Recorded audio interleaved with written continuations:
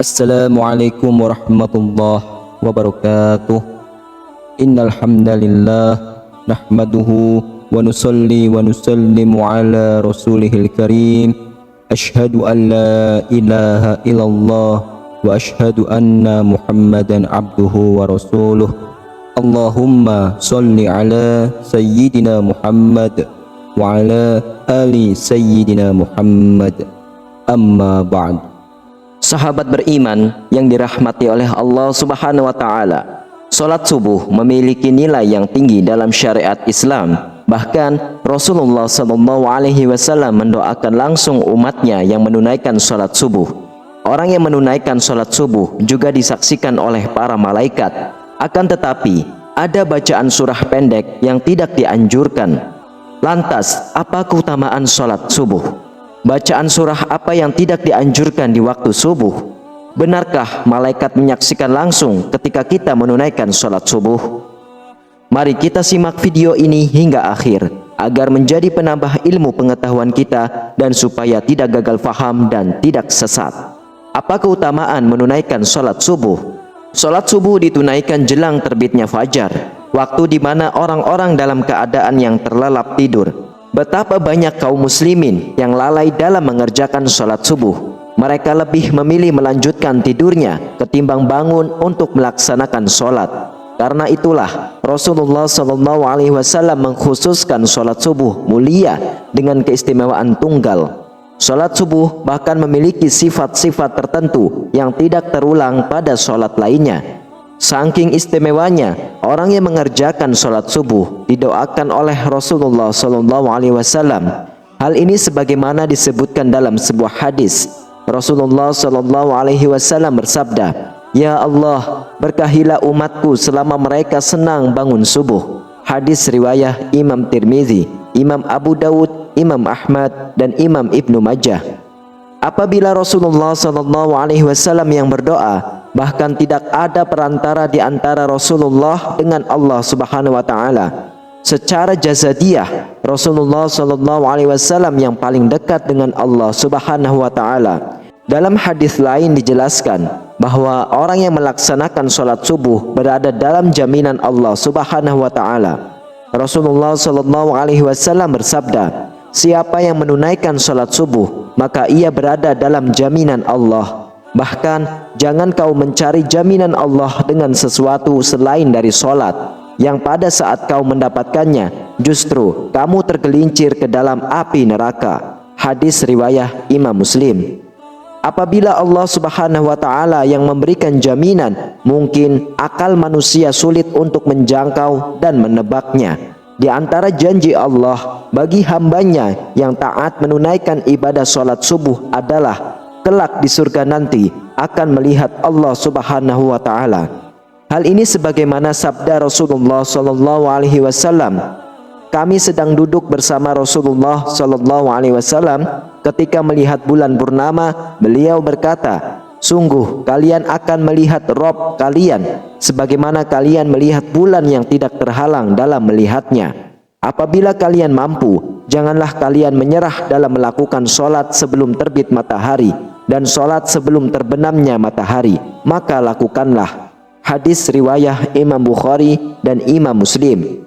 Di dalam Al-Quran juga telah dijelaskan bahwa sholat subuh merupakan waktu yang paling baik untuk mendapatkan rahmat dan ridho dari Allah Subhanahu wa taala.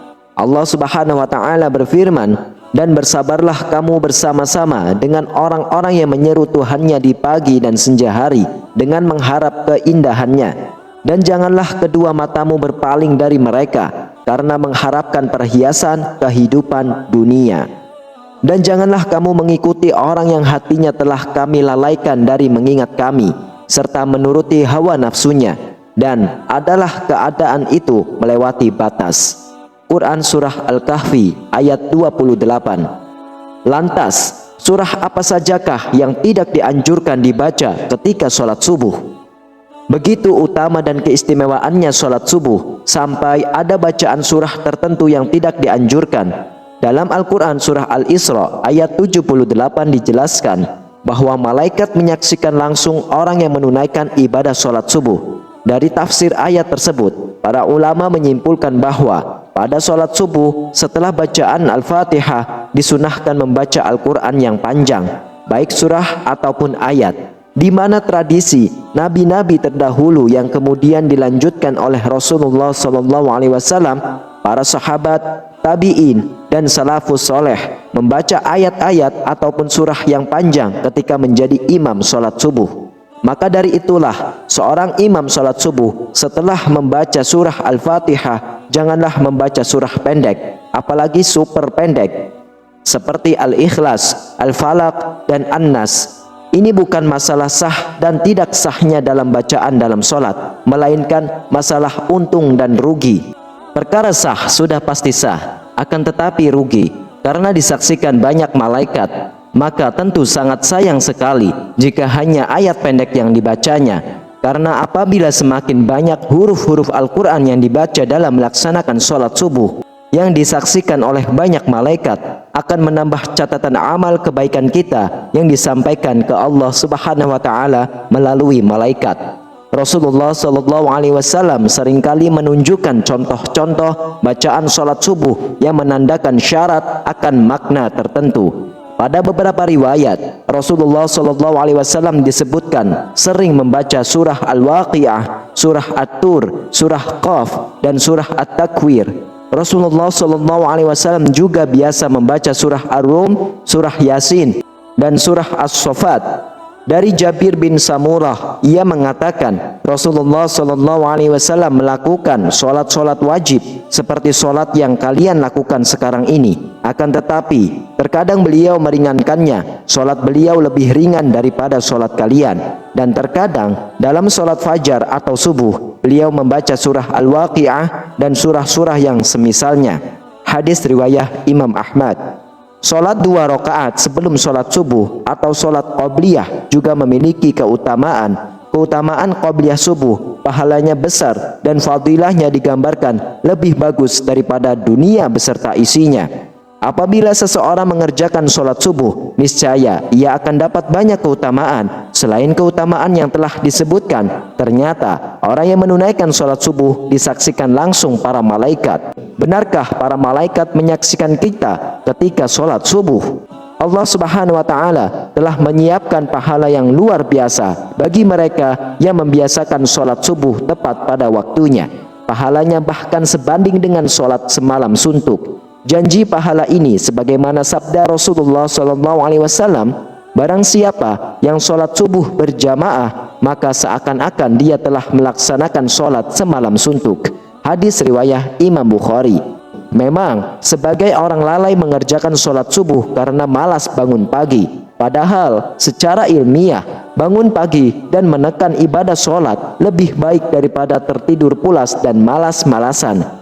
Di dalam ilmu sains menjelaskan pembuluh darah manusia akan mengembang pada tengah malam terakhir sampai menjelang siang. Kemudian secara berangsur-angsur sekumpulan sel darah akan menggumpal pada dinding pembuluh sehingga terjadi penyempitan. Inilah yang mengakibatkan tekanan darah tinggi. Dari segi medis pun mendukung aktivitas pagi untuk kesehatan tubuh. Sholat subuh yang memicu orang bangun pagi juga akan menjadi penerang pada hari kiamat, hari di mana orang-orang akan ketakutan. Rasulullah SAW bersabda, berilah kabar gembira bagi orang-orang yang berjalan di kegelapan menuju masjid untuk mengerjakan sholat subuh dengan cahaya yang terang benderang, pertolongan pada hari kiamat. Hadis riwayah Imam Abu Daud, Imam Tirmizi, dan Imam Ibnu Majah. Sholat subuh yang dilaksanakan pada pergantian malam dan siang dimulai menjadi hal yang disukai para malaikat, karena pada saat itulah mereka malam dan siang sedang bertugas. Maka dari itulah mereka melaksanakan sholat subuh pada awal waktu, sebab disaksikan oleh para malaikat, baik itu malaikat yang bertugas pada malam hari maupun siang hari.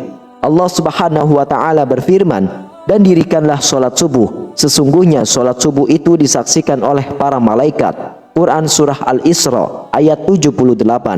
Begitu istimewanya menunaikan ibadah sholat subuh, selain mendapatkan pahala baik dari segi medis, disaksikan pula oleh para malaikat.